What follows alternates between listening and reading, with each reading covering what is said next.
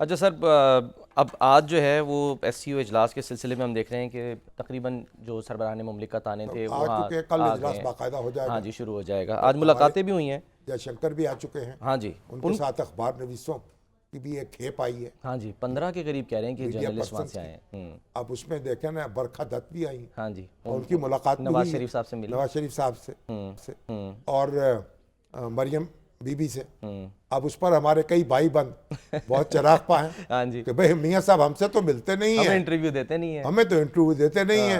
ये बरखा दत्त जो है उसको ये शर्फ कैसे बख्श दिया? भाई बरखा दत्त जो है वो वहाँ की एक अच्छी मतलब एक जियाली हाँ जी, अखबार नवीस है, दबंग किस्म की जर्नलिस्ट है। अपनी किस्म के जर्नलिस्ट हैं। सर जब वो और कारगिल की लड़ाई में तो बड़ी उन्होंने जीदारी से रिपोर्टिंग की थी, फिर एनडीटीवी से वाबस्ता नहीं। अब आजकल तो मेरा ख्याल है कि वो अपना एक कोई यूट्यूब पे गालिबन यूट्यूब सर पे इनसे जौहर दिखाती मुलाकात हुई थी आखिरी अपना दफा एक जब नारोवाल। सोशल मीडिया चैनल है उनका। हाँ जी, नारोवाल में सर जब कॉरिडोर का इफ्तिताह हुआ था ना, तो वहाँ पर ये आई थी, तो वहाँ पर इत्तेफाक हुआ था इनसे बातचीत का। तो बड़ी ज़ाहिर है वही दिलचस्प गुफ्तगू करती हैं। लेकिन सर जो फिलहाल दिलचस्प गुफ्तगू करती, बेबाक खातून है। बेबाक हैं। और इसलिए बहरहाल मियाँ साहब को अगर बरखा दत्त आती हैं या कोई और मेहमान आते हैं तो उनकी पजीराई करनी चाहिए, उनसे मिलना चाहिए। इसका मतलब ये थोड़ी है अगर वो पाकिस्तानी अखबार नवीसों से नहीं, उनसे अलग मिलना चाहिए, उनसे अलग मिलना चाहिए। तो मियाँ साहब जरा इस तरफ भी तवज्जो कर लें। लेकिन बहरहाल इंडिया अब किसी भी मुल्क का अखबार नवीस जो है जब आएगा और किसी हमारे लीडर से मिलेगा तो उस पर एतराज़ नहीं कर सकते हम। सर जयशंकर साहब जब आज हम देख रहे थे कि बाकी जो वज़राए आज़म हैं उनको तो किसी न किसी वज़ीर ने रिसीव किया, और इनको जो है वो डीजी लॉ हैं साउथ एशिया, उन्होंने रिसीव किया। अदील वड़ाई साहब भी हमारे साथ हैं, ब्यूरो डीजी चीफ। लॉ हाँ जो है उन्होंने रिसीव किया। आमतौर पर तो ऐसा होता है, लेकिन बात ये होती है कि जो जब किसी के घर में कोई आता है डीजी साउथ एशिया, तो फिर उस पर लाजिम है कि उसकी भरपूर इज्जत उसको दे।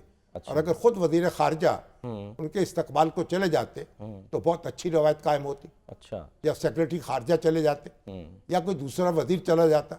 तो मतलब यह है कि आप मामले जो हैं उनको आपने आगे बढ़ाना है ना, आपने मुंह बसोर के नहीं बैठे रहना। जब कोई आपके घर पे आ गया है तो आपका मेहमान है, उसको सराकों पे बिठाया जाए। अच्छा। और जयशंकर जो है वो मामूली शख्स तो है नहीं। देखें वो तो एक बड़े कैरियर डिप्लोमेट हैं। हाँ जी, यानी foreign diplomat office service, foreign service में में उनकी उम्र गुजरी है फॉरेन सर्विस में। 77 से बड़े बड़े जो अहम ममालिक हैं उसमें वो सफीर रहे हैं, बिल्कुल। इंडिया के।